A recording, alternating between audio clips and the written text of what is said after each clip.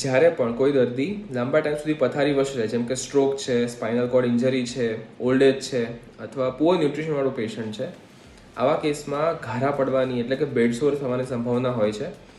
તો આને પ્રિવેન્ટ કરવા માટે સૌથી પહેલાં રોજ પથારીવશ પેશન્ટને વારે વારે પોઝિશન ચેન્જ કરવી જોઈએ અને ચેક કરવું જોઈએ કે કોઈ જગ્યાએ એવા ઘારા પડવાની શરૂઆત થઈ છે કે નહીં.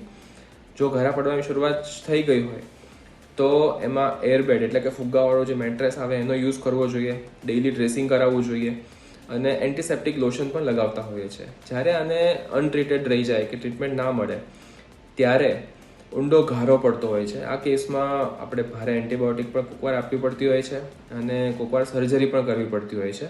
અને જો ઇન્ફેક્શન બોન સુધી ફેલાઈ જાય તો ઓસ્ટિયોમાઇલાઇટિસ અને સેપ્સિસ જેવા કોમ્પ્લિકેશન્સ પણ થઈ શકે છે.